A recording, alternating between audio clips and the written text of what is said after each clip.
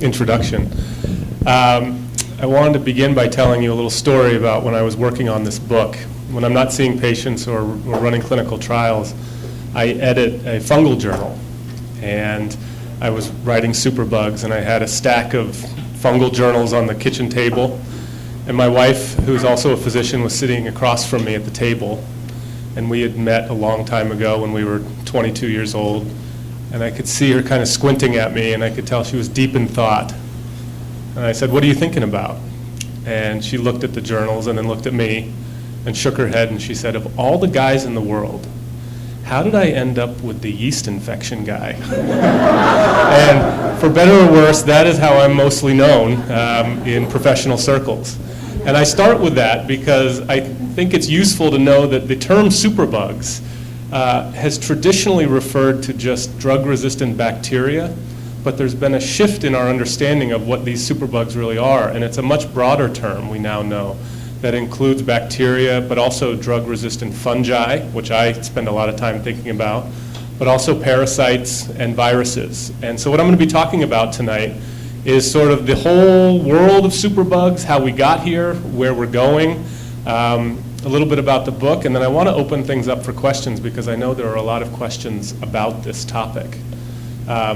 When I was working on the book, the challenge for me was that so much of what I've read and heard about this topic came from people forwarding me articles that were written in newspapers and magazines about superbugs, and they were always these very doomsday scenarios. It seemed like, you know, the World Health Organization comes out and says 10 million people are going to die every year from superbugs. Or it would be something about how there are these deadly bacteria that we can't treat anybody with drugs for. And that was not reflecting my experience as a doctor. As Gwen said in the introduction, my primary job is treating patients. I was in the emergency room this morning seeing somebody with a superbug infection in Manhattan. And what I see are not these doomsday scenarios. Mostly what I see are people who are getting cured. And many of the conversations I have are with scientists who have just discovered new antibiotics or new drugs, and they're trying to figure out how to bring those to market safely. And so a lot of the feelings I have around this topic are very enthusiastic, actually, because I think there's a lot of opportunity. I do see patients who die from these infections, but I also see people who get better. And so when I was trying to figure out how do I tell this story, one of the challenges was to grapple with the severity of the condition. Superbug infections can kill you, and marshal that in with a feeling of hope and optimism. And what I did was I chose to open the book. For those of you who haven't read it, I'll tell you a little bit about it. I wanted to bring to life some of the patient stories, because so much of what I heard about superbugs would be taken from 30,000 feet, where they'll say, we're misusing antibiotics in commercial agriculture, or doctors are prescribing antibiotics where they shouldn't, but they weren't telling anything about the patients. And so I began my book with the story of an African-American mechanic named Jackson who had just been shot. And he comes into my emergency room, and the area surrounding the bullet wound is infected. And somebody hands me a piece of paper, and it turns out that he's got a superbug infection surrounding the bullet. And what I'm left with is a very difficult situation, because there's only one antibiotic that I can use to treat him, and it's called Colistin. And for those who aren't in medicine, Colistin is a very powerful antibiotic that we stopped using about 25 years ago because it was so toxic. It can kill superbugs, but it also can tear up your organs. It can destroy your kidneys, it can mess up your brain. We just said we can do better than this and stopped using it. But increasingly, doctors have been bringing it back again because it's one of the few drugs that we know can actually tackle the problem. And so I opened the book with not just a medical problem, but an ethical problem, which is, and I'm on the ethics committee at New York Presbyterian Hospital, and I think a lot about this stuff, which is that this guy's infection was serious, but it probably wasn't going to kill him. But I could give him an antibiotic that might kill him, that could tear up his kidneys and put him on dialysis and send him into a new state of life that he had never dreamed about before. And I opened the book with this vignette because I wanted to set the stage to explain how we got to the situation, and then more importantly, talk about where we're going from there. Because that's the really exciting part that I get so enthusiastic about. So the way that we got into this problem, and the reason that we're bringing back Colistin, starts almost 100 years ago.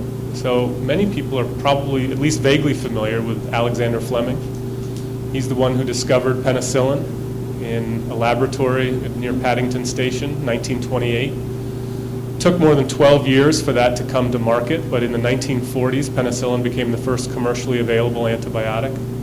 A woman at New Haven Hospital was treated and saved and showed that penicillin could work in humans. And that ushered in what was called the golden era of antibiotic development, the 1950s, when it seemed like a new drug was being approved every few months that was causing life expectancy to blossom, and it was just this incredible period for drug discovery and for public health.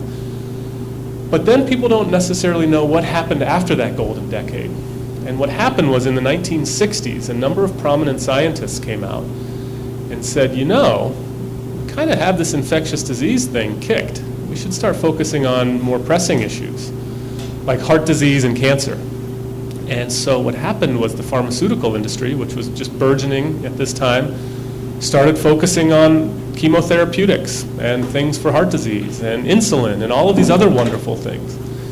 And that happened at the expense of infectious diseases. And it happened at a period, the 70s and 80s, when superbugs started to develop and bacteria started evolving. And the way that you typically get a superbug is you have a normal bug, let's say something like staph, and if it gets exposed to an antibiotic, it will start mutating. It'll start evolving. It will develop molecular machinery and enzymes to chop up antibiotics. It can develop things called efflux pumps, which are like microscopic vacuum cleaners that suck up antibiotics and spit them out. And so right as after we started making antibiotics, we started making superbugs by simply using the drugs that we had discovered. And then there was this big shift, as I just described, in the 70s and 80s where the pharmaceutical industry was working on other things. And it wasn't until the 1990s that we appreciated the full scope of the problem. And we went back to the pharmaceutical industry and said, can you guys make some more antibiotics? And they weren't that excited about getting back into the antibiotic business. And the reason is that antibiotics are a pretty bad business model. Think about a blood pressure drug.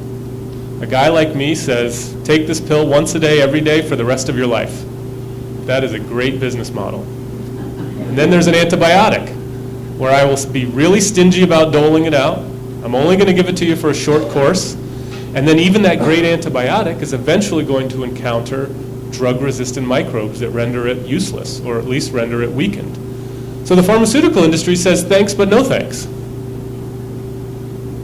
And in fact, what they did was the few antibiotics that many of the companies had, they started raising the prices on them. And in my book, I quote a pharmaceutical CEO who said, you know, I actually have an ethical mandate to charge as much money as possible for the drugs that I make, because I'm fundamentally accountable to shareholders and not patients. Now, as a clinical ethicist, when I hear somebody invoking an ethical mandate, I didn't expect it to be for something like price gouging. But that's where things are at. And I work very closely with the pharmaceutical industry. In my book, I actually, the lens through which I decide to tell this story is that there's a pharmaceutical company called Allergan that makes an antibiotic called dalbavancin. And dalbavancin is a drug that costs $4,000 a dose. Why would it cost that much? No reason, they just picked that. Partially because they had invested so much money in developing it. Typically, to develop a new antibiotic, it takes at least 10 years of clinical trials and $1 billion of investment. And so when these drugs get approved, the companies say, we're going to make our money back because we've only got a few years of market exclusivity. And so we're going to charge $4,000 a dose. And several years ago, I met with Allergan. I was on their board of consultants, and I said, well, my first piece of advice is drop the price of the drug. And I said my second piece of advice, and before I could even say the second piece of advice, they said, well, Dr. McCarthy, dropping the price is something we will never do. Do you have any other comments? And so what I decided to do was I wrote a book about the fact that there was this really powerful new antibiotic that was really expensive that my hospital refused to carry. Because they said, we have a drug that costs $40 a dose called vancomycin that treats roughly the same thing. And so what I wanted to look at are all of the challenges, both from the pharmaceutical side of making these drugs, but then once they get approved, it's not like every hospital here is going to start using their drugs. So Cleveland Clinic, if a new cancer drug is approved by the FDA, they'll likely put it on they'll likely stock it. But if a new antibiotic is approved, they won't necessarily stock it. And that was something that was kind of interesting to me, that there are these formulary committees, these groups that look at the data, look at the prices, and decide whether or not to add a drug to the hospital's compendium of medications that they offer. And so my study is looking at this specific drug, dalbavancin, that my hospital said, absolutely not, we cannot afford it. And the company gave me a bunch of the drug for free, and I run a clinical trial saying, could this drug in some way improve our hospital's ability to treat patients so dramatically that it would be worth the price? And this is an interesting thing because we want these pharmaceutical companies to make drugs. In fact, they're very good at doing it when they put their effort into it. And there are a number of proposals that are on the table right now to entice them even further. And you haven't heard about these yet, but these have been swirling around academic circles for a while, and you're going to hear about them probably in the 2020 presidential campaign and perhaps beyond that. And these are financial incentives to get these companies to make more antibiotics. And they're called push and pull incentives, which I'll give you a little primer on them now, and you can start thinking about whether or not you think they're a good idea. So a push incentive is to go to a company like Allergan and say, you make antibiotics, but you also make Botox. You had $3 billion in sales for Botox last year. Your corporate tax rate is 18%. What if we cut it to 14% if you promise to invest a portion of the excess profits into antibiotics? This is a way of pushing a company to do something we think they should be doing. There is a lot of enthusiasm for that, but there's also some pushback, saying, do we really want to give a tax break to a multi-billion-dollar company? Something that we're going to start thinking about more and more. And then the other thing is called a pull incentive, which is to go to a company and say, all right, if you take the risk of getting your drug through all of the clinical trials and finally get it approved, rather than giving you 7 years of market exclusivity, what if we gave you 25 years so that you could charge more money for a longer period of time? This called a pull incentive, would pull the company across the finish line to do it. And then there are people who say, if the pharmaceutical companies don't want to make antibiotics, well, good riddance. This should be something the federal government does. That we should look at antibiotics like a public good, like electricity or water. And that the federal government should pool their resources, pool it with the European Union and Australia and whoever else, and then we share in the profits and we share in the products. Now, in the course of my research for the book, I started talking with a lot of people about these various proposals. One of the surprising things I found was that a number of the leaders at the NIH, the National Institute of Health, when I brought up these proposals, I said, what if the federal government started making antibiotics? And every single one of them said, that's a terrible idea. You don't want the federal government to be a pharmaceutical company. I don't have a dog in this fight. I just want to see the drugs available for my patients. But I wanted to just throw this out there to you, that these are the kind of conversations that you're going to be hearing more about. I want to shift gears for a second before I open it up for questions and talk to you about some of the controversies that are going on. And then I want to end by telling you about some of the exciting places that we're finding new antibiotics. So in July of 2018, I got a call from a Pulitzer Prize-winning investigative journalist at the New York Times who called me and said, Dr. McCarthy, I hear that you are treating patients who have Candida auris. Has anyone in the room ever heard of this fungus? I said I was the yeast infection guy. So Candida auris is a fungus that was discovered in the ear of a woman in Japan in 2008. Auris, A-U-R-I-S, is for the auricle, the part of the ear where it was found. It's resistant to the 3 major classes of antifungal drugs, and it quickly can spread from one patient to another. Have you ever heard of C. diff? So it's the fungal version of C. diff, except that it's way more lethal. And we've been writing in our academic journals for years saying this is going to be a big problem. We need to come up with new antifungal drugs to treat Candida auris. It mostly fell on deaf ears. And if you can imagine, the pharmaceutical companies are reluctant to come up with an antibiotic to treat broad bacterial infections. They're even more hesitant to come up with an antifungal drug, which is much more rare. But nevertheless, we were saying, you got to come up with something, guys, whether there's incentives or not. We need a treatment for Candida auris. And then patients with this condition started coming to my hospital. And since I'm the yeast infection guy, I was the one treating them. And so when this journalist called me, he said, I'd like to talk with some of the patients who survived the Candida auris infection. And I said, well, you know that I can't give you their contact information. There's something called HIPAA. And in fact, I knew this journalist was married to a doctor, and I said, I know you know that. And he said, no, I'm not asking for that. Do the opposite. Reach out to the patients and tell them there's a journalist who wants to speak with them. Put the ball in their court. What do you think about that? I wasn't sure. On the one hand, he made a good point. It was not a violation to put the ball in their court.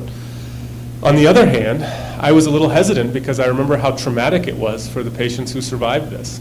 One of them had to undergo 15 different endoscopic procedures because we had no drugs to treat him, and we had to gradually just cut the infection out.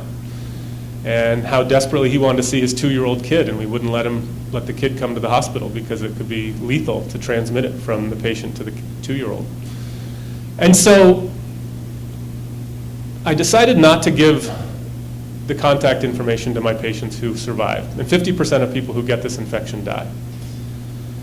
Well, fast forward to April of this year. What is that? 9 months later. There was a front page article in the New York Times which said, deadly fungus spreads around the globe amidst a climate of secrecy. And that secrecy was because doctors like me didn't give their patient contact information away, and we didn't let them talk to these patients. And as soon as that article hit, a lot of stuff started to happen. So within an hour, I got a call from Good Morning America, and they said, we'd love to have you come on and talk about Candida auris. And I said, great. I've been spending years studying this. This would be a great opportunity to educate the public. And then I got a second phone call from my hospital's PR department, and they said, we're going to decline this interview request on your behalf. And I said, can you do that? And they said, we already did. And I said, well, why would you do that? And they said, because we don't want our hospital to be identified with superbugs.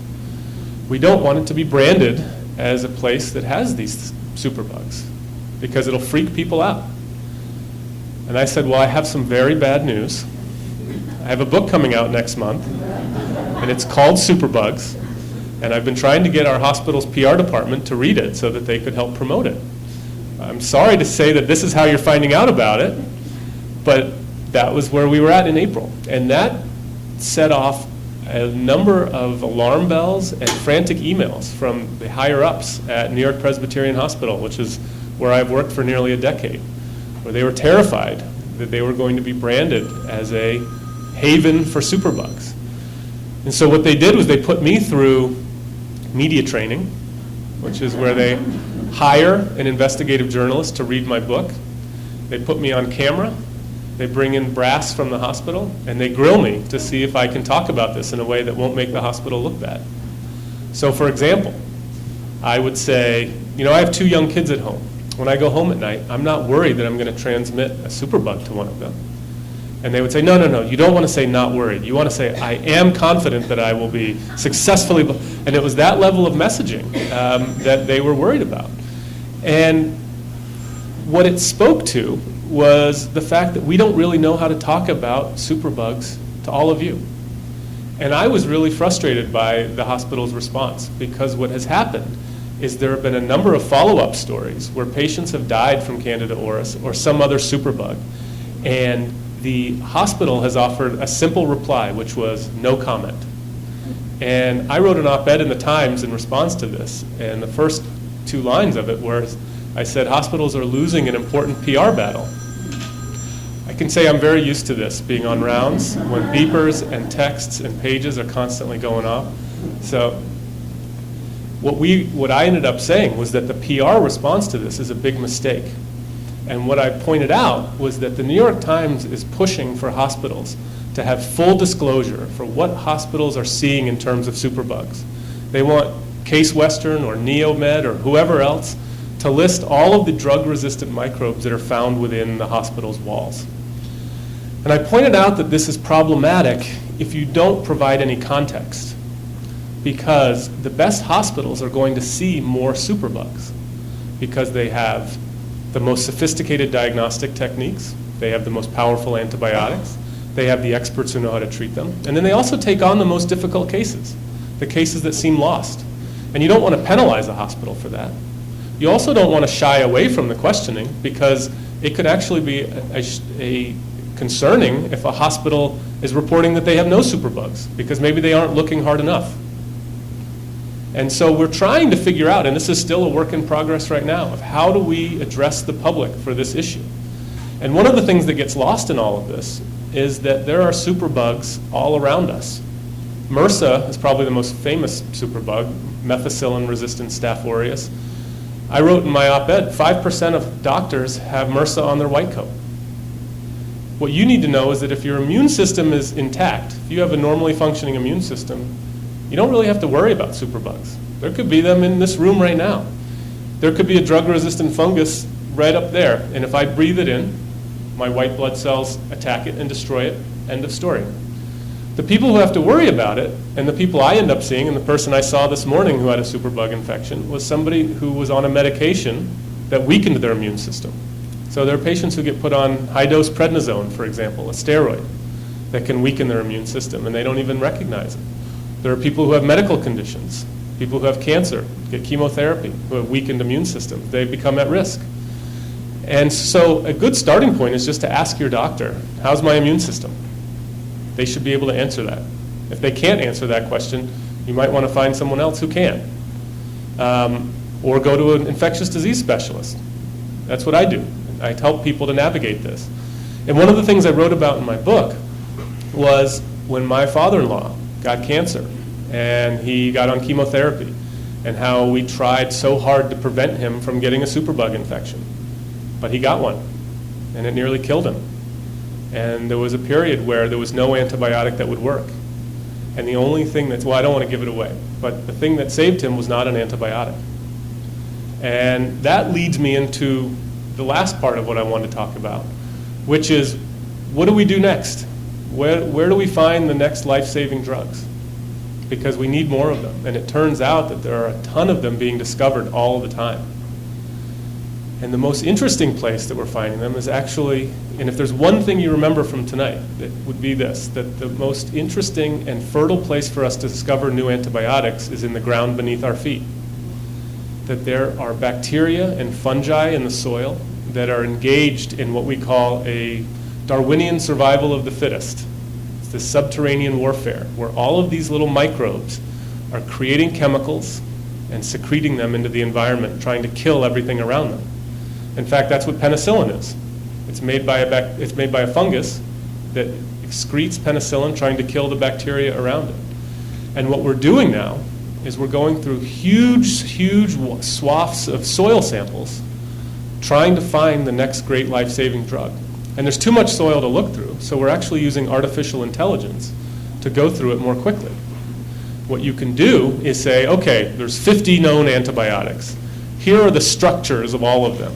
You can teach a computer to go through the soil and look for things that are structurally similar, yet different, yet novel, that could become new drugs. And so much of the excitement I have is I talk to people who've just discovered one of these new drugs. We have a scientist who invites people to send in soil samples, and people sent in samples from a Prospect Park in Brooklyn, and they found 27 new drugs just in the soil at a park. The challenge, and the part where I come in, is that it's hard to figure out which one of those do you pursue.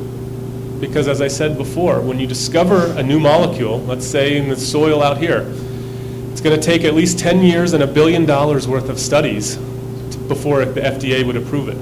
You can't do that for all of them. So how do you figure out which one to invest in? It starts in a test tube. Put a superbug in, put your new molecule in, look what happens. If it works, then you move on to animal studies, usually 2 different types of animals. I've worked with mice and New Zealand white rabbits. Those are the 2 that seem to reflect our human anatomy the best.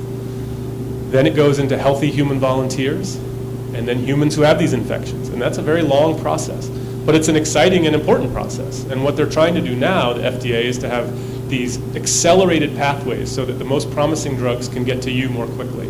And so I work at that, in those pathways of trying to get drugs to you when they're ready, as soon as they're ready. So I know that's a lot of information to be downloaded onto you. I wanted to leave plenty of time for questions, because I know there's a lot of questions out there. And I wanted to thank you all for coming out tonight on a snowy night. Thank you.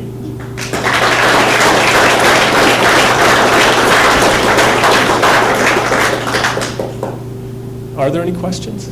Okay. Do you want to, Gwen, do you want to pass the mic? What's up? Okay, we'll do. Yeah. Okay. In your book, you do talk about the connection between what NIH does and pharmaceutical companies. If I understood you correctly, you said NIH validates the concept. Okay. So yeah. So the question is, what is the public-private partnership between the NIH and the pharmaceutical industry? The NIH is very good at funding what they call discovery science. That's what they like to do. They like to identify basic scientists, so people who work in laboratories, and give them millions of dollars to find the next promising molecule, to study it in a test tube, to study it in animals, and then to study it in healthy human volunteers. But after that, things get very, very expensive. When you start doing phase 2 and phase 3 clinical trials, those can be multi-center, multinational studies, which can cost tens of millions of dollars. The pharmaceutical companies are much better adept at taking on the risk of doing those types of studies. So if you think of it as the spectrum from discovery to FDA approval, the NIH is heavily involved in the initial discovery, and then it gets very risky once you get further and further along, and that's where the pharmaceutical companies come in. And it's one of the reasons why they charge so much for their drugs, that they took a risk. 9 out of 10 drugs that they invest in fail. So it's not really a $1 billion investment that they're trying to recoup. It's more like a $10 billion investment. And so, in my book, I'm not particularly hard on the pharmaceutical companies. I try to understand where they're coming from, and I want to encourage the companies that are doing it to do more of it. But it's really a private-public partnership that is likely to continue at the current model. Yes. You say you're looking at soils in particular. What about things like bugs that come out of the Amazon, for instance, or trees or whatever? Why soil versus something else? Well, traditionally it has been thought that the densest places of life would be the places where the survival of the fittest is the most competitive, and that if you've got lots and lots of microbes duking it out, they're likely to be creating molecules that would kill the widest range of species. Now, this got turned on its head recently when The Atlantic, the magazine, reached out to me and said that there's Craig Venter, this philanthropist and professional provocateur, was funding this huge search for new antibiotics at the bottom of the ocean. And so there are some people who are trying to say that it's not necessarily the place where you have the densest life, but it's actually places that are hard for things to survive. And that whatever is making those things survive in these extreme climates, that's where we should be looking. And there are people who are looking in tundra. I know someone who's going to Antarctica to look for antibiotics. So the excitement is we don't really know. It also makes me very nervous because we don't really know. But there is a hunt all over the place right now. But wherever you can find a species that is secreting chemicals, you may have a drug. Okay? Yeah. Yep. Where do you come down on the idea of the antibacterial soaps, lotions, cleaners? Good question. So before I saw 18 patients this morning, and before I go in to see each patient in the hospital, I have to wash my hands. And we used to have antibacterial soaps. There's a motion sensor, so I just stick my hand out and it squirts it. We have since moved now to soap and water. And for specific types of conditions like C. diff, we know that only soap and water will work, and that antibacterial soaps are useless. There is a shift towards traditional soap and water, and also ethanol-based cleansing. The FDA came out and said that the antibacterial soaps aren't as useful as we thought. So the takeaway is we don't really know how useful the antibacterial soaps are, but we're not using them as much. I had antibacterial swabs that I used on my father-in-law when I would inject him with medications when he was getting chemotherapy. So I still use them occasionally, but I don't use them when I go see patients all the time. One of the things that didn't come up while I was speaking is that the term superbugs is also controversial because they're not all lethal. That, as I mentioned, there could be superbugs on your shoulder or in this room. And I actually got an email from a professor from Ohio who said, you really shouldn't call the book Superbugs. You should call it Difficult to Treat Infections. And I said, well, it's not much of a book title, but they're not always difficult to treat. And this is what I was reminded of this morning in the emergency room. I saw a man who had an E. coli infection that was resistant to 9 different types of antibiotics. That was a superbug infection any way you slice it. But that E. coli was susceptible to Levaquin, which is an oral antibiotic. You give somebody a pill, send them home. That wasn't difficult to treat at all, even though it was a highly resistant bacterium. And so it's important to know that this term is controversial. And I like superbugs because it's a useful term. It sort of covers a broad swath of things. But there are scientists who would say we need a better term. So we're working on that too. Are swine flu and avian flu examples of superbugs? Ooh, so the question was, are swine flu and avian flu examples of superbugs? That is a very controversial question. I would say yes. The World Health Organization would say yes.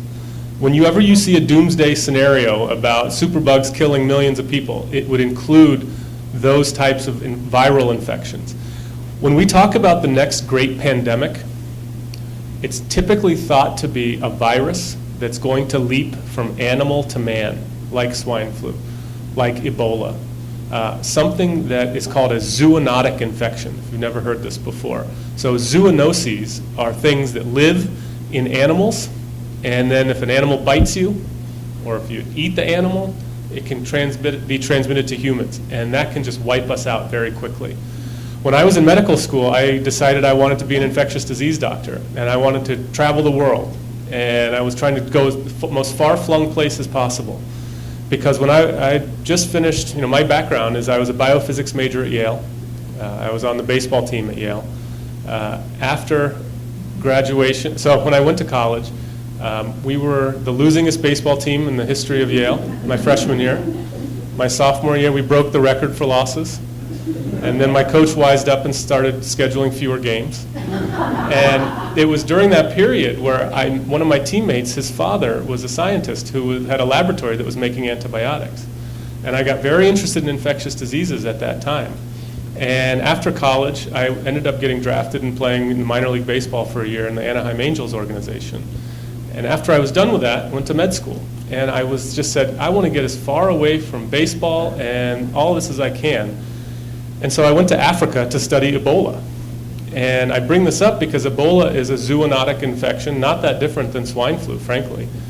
And what I was looking at is, you've probably all heard about Ebola, right? Terrible thing that wipes out hundreds of people, and then it disappears. There's an outbreak, and then it's gone for 20 years. Where does it go? Nobody knew, but there was a theory that it was living in fruit bats. So what I was doing was I was climbing up to hills at dusk with a team, and we had these big volleyball nets that were a modified volleyball net that were so thin that a bat's sonar could not detect it. So all of these bats would fly into this volleyball net, and then we would take them out. I would stick a needle into the bat's heart, suck out blood, and then send it to Johns Hopkins. And it turned out fruit bats is where Ebola lives between outbreaks. And so what happened in this most recent outbreak that started 6 years ago is that a 2-year-old in Africa came into contact with one of these bats. And we don't know exactly how it happened, but it transmitted to the kid, and the kid spreads it to his family, and next thing you know, thousands of people are at risk. And one of the reasons why it's not more lethal is that people die so quickly that it doesn't have a chance to spread. But swine flu, bringing it back to your question, actually worries me more because it's not as lethal, and it could spread to more people. People don't die as quickly. They have a chance to cough around all the people and spread it around to millions. So I do consider swine flu a superbug, and it's one that we should be very concerned about. I think I have one more. Yeah. Okay. Yep. Yep. You mentioned the NIH earlier, and they were saying that you don't want the government to do this, or to be in charge of that. Could you elaborate on that? What are their reasons? And also, how do you compare with other countries in the world? Are other countries doing this? Yeah, great. So the question was, I mentioned that some of the people at the NIH said you don't want the government to be a pharmaceutical company. What they say about that is that these companies have perfected a lot of very difficult aspects of drug development, from quality assurance to lot assessments and distribution, things that the federal government doesn't want to get involved in. It wasn't a very compelling response. They felt like they didn't want to get into the dirty business of actually making the product and selling it. Other countries have talked about, and especially in England, talked about nationalizing the production of these. The challenge is that sometimes they invest hundreds of millions of dollars in a company that gets a drug approved. An example I'll use is a company called Achaogen that had gotten hundreds of millions of dollars in investment from England to make a drug called plazomicin that was approved by the FDA in June to all this fanfare. There were all these front page articles, new drug for superbugs. And the company was bankrupt by April. And the reason for that is when the FDA approves a new drug, it's not a blanket approval to say, you can use this for anything, Dr. McCarthy. It's for very specific indications. It's for urinary tract infections or bloodstream infections or pneumonia. And they got it approved for the wrong thing. They got it approved for urinary tract infections, and we don't need another drug for that. We needed it for bloodstream infections. And so there is, I will say, a swelling interest from academics that the federal government should be doing this. My guess, if I were to take an informal poll, is that it would be split politically, that people who don't want the federal government meddling around in their health care probably don't want them making antibiotics either. But I don't know. We'll see. This may change. And as I said, I don't have a firm take on this yet, because I was very struck by the fact that the NIH said they don't want any part of this. Yep. Attention paid to different levels of the immune system. We know that people who have normal immune systems, among that group, you get quite a bit of variation. There are people who just seem never to get sick, and other people who get sick quite often. Are studies being done on the immune system and how people react? Absolutely. So the question is, some people get sick, some people don't. And are we looking at why? What's the difference? And yes, so this is the era of precision medicine. Probably heard this term, personalized medicine. And there are some people who get sick, and we send them to the NIH for studies, and we find out that they have a subtle defect in their immune system. And what we're trying to wrestle with, frankly, is the financial impact of personalized medicine. That, let's say that you get sick 5 times a year. That's too much. We could send you to the NIH for a $300,000 workup that's going to tell us that you have a gene defect, but we don't have much that we can do about it. You know, when I was on rounds this morning with the medical students and residents, one of the things I tell them is I say, you have all these tests at your disposal. You know, working at an academic medical center, you can order an MRI, CAT scan, whatever you want. Nobody's stopping you. But if you're going to order a test, you better know what you're going to do with the result. This is a fundamental principle in medicine. And if I sent you to the NIH to find out what your gene defect is, I don't know that we have enough in our arsenal to do something about that result. So we're trying to figure out how personalized your medicine should really be. In terms of boosting your immune system, you know, there's all kinds of books out there and theories which may or may not be accurate, but some of the most basic things you can do are things that tend to not be all that fun, like getting 8 hours of sleep a night, trying to eat right, exercise, cutting out alcohol. None of these things people actually want to do, but they're very helpful. So, yes. Yeah. Being that you're on the ethics committee, do you see possibly in the future a problem with these very expensive drugs and how they're doled out versus is there enough infectious disease doctors to dole them out properly? So, you hit on, the question was, there are all of these infectious diseases. Are there enough infectious disease doctors? I actually wrote an op-ed for the New York Times this year that the title I submitted was, "Where have all the infectious disease doctors gone?" The title that was printed was, "The Scary Shortage of Infectious Disease Doctors." So one of the things I didn't know that the Times and many, many other places do is that when you publish something, they do something called A/B testing. You guys know what this is? So they publish it with two different headlines, and they very quickly see algorithmically which one is getting more clicks, and then they switch to that one.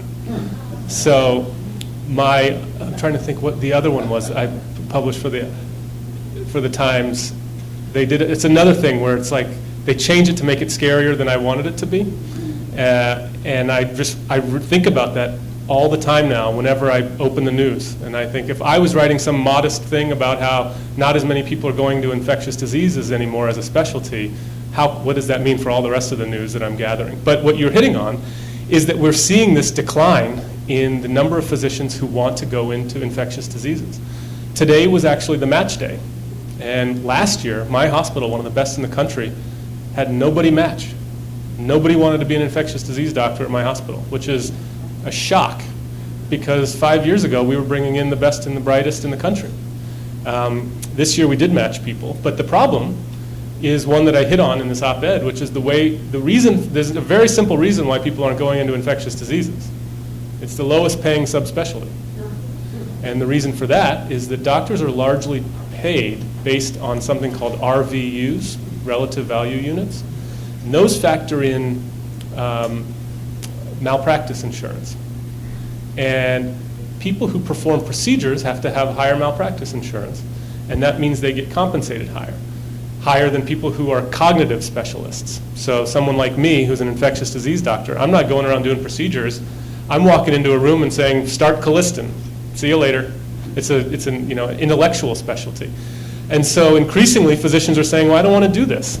And that's a big problem. And so we're trying to figure out a way to incentivize more doctors to want to do this. And what it may end up leading to is telemedicine, where you've got a doctor in a big city who's being the infectious disease specialist for people in more remote areas. It's not a problem right now for anyone who's in a decent-sized city, but it could be in the future. Yeah. Could you talk a bit about diseases like McCarthy disease? Is there any way at all to treat them? The question was about prion diseases. People know what these are, like mad cow? So essentially, this is a controversial superbug. I was in Albany and somebody said, "I think it should be one," and I hadn't really thought about it before. So a prion is essentially a protein that when it comes in contact with other proteins, forces them to change structure. So that if it looks like this, and you've got a protein that looks like this, they come into contact and they start changing shape. And they come up with these big sort of globs of proteins stuck together that can kill you.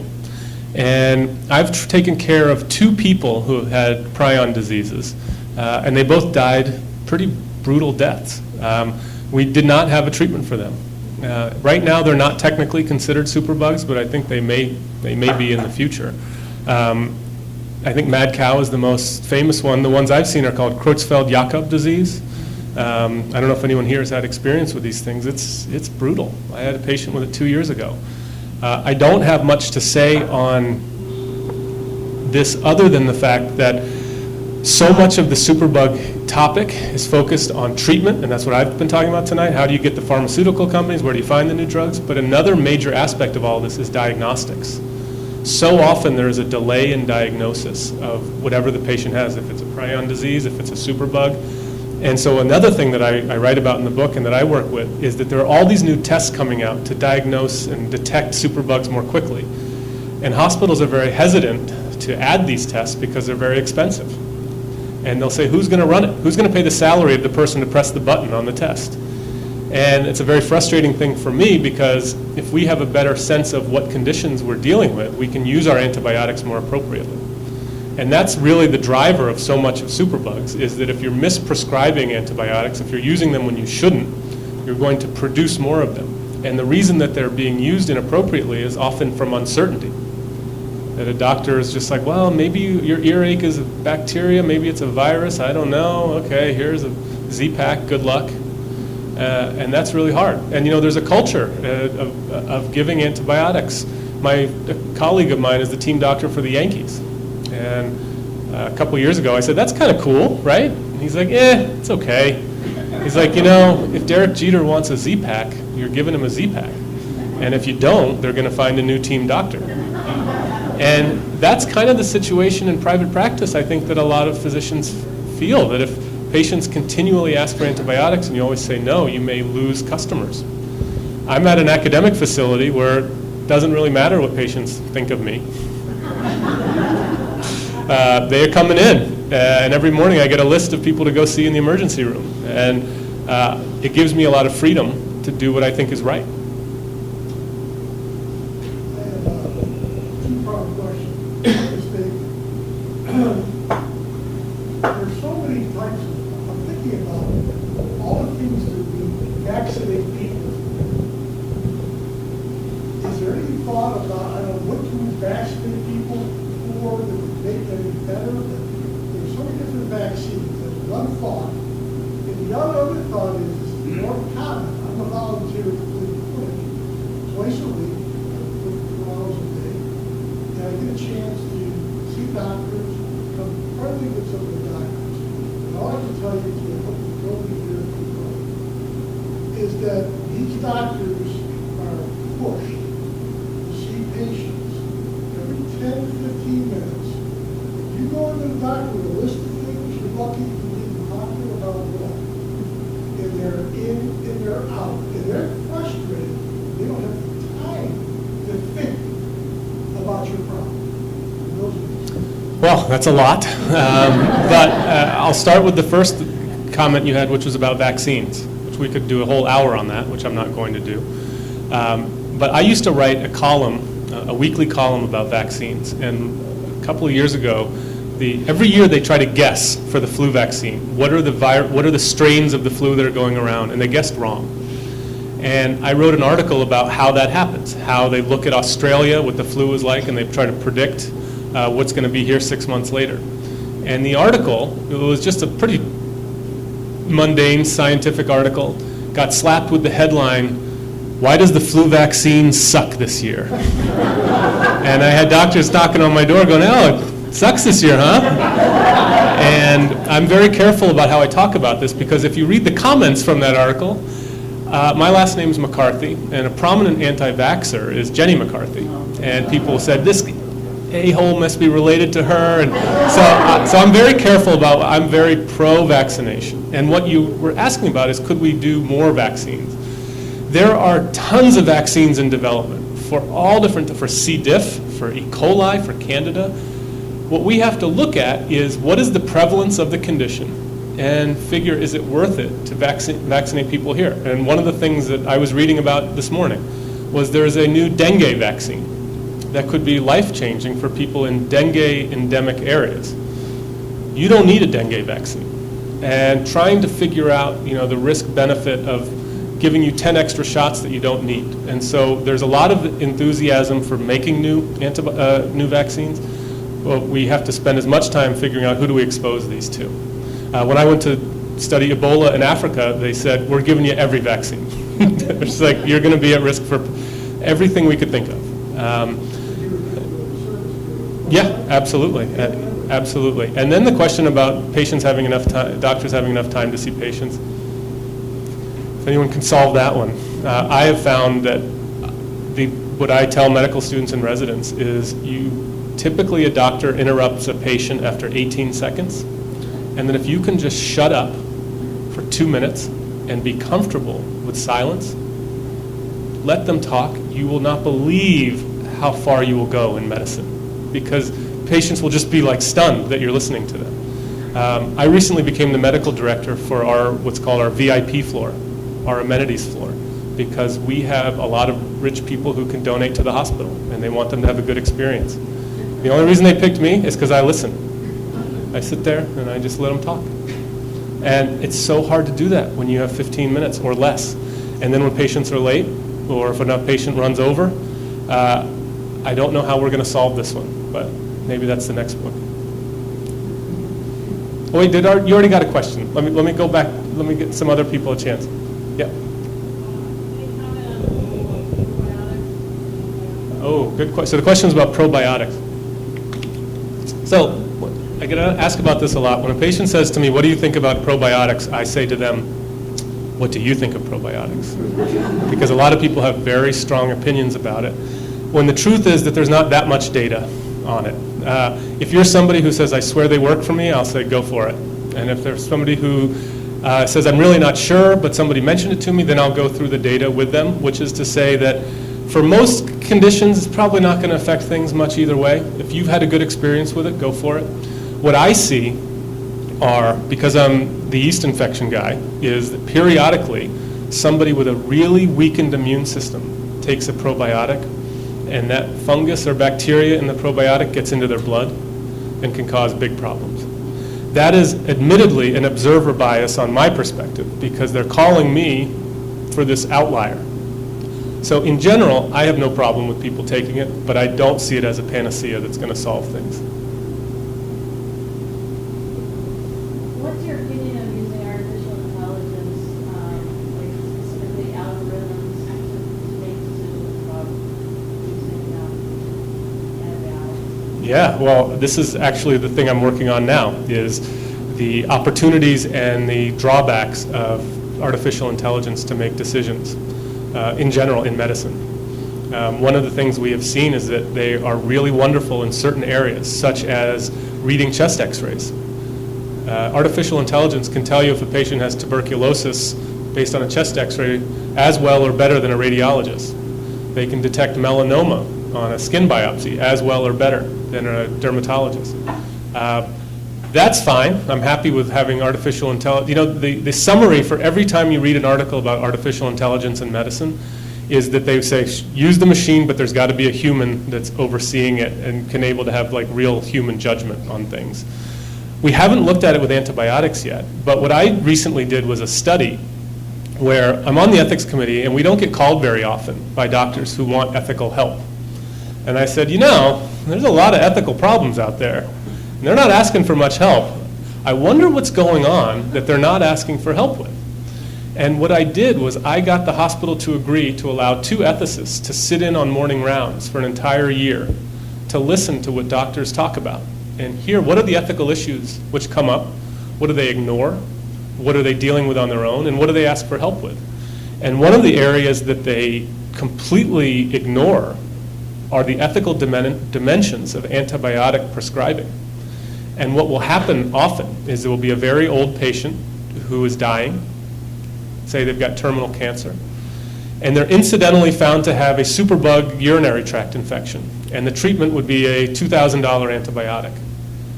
And they may say, oh, we're not going to treat it. She'll be gone soon. Or they'll say, we have a right to, we have an ethical mandate to treat. We must.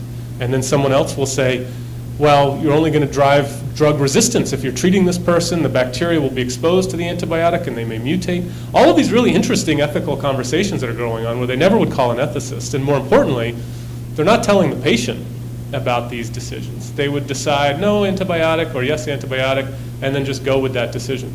So that's an area where we could have artificial intelligence or just plain old good judgment to try to give us some guidelines of what do you do when the patient doesn't have much time left to live and they need a really strong antibiotic? Maybe they do, maybe they don't. How can we make those decisions more consistently? All the antibiotics, they basically do the same thing. They're toxic. They make the cell wall weak and then you take it. But these drugs have genetically changed themselves.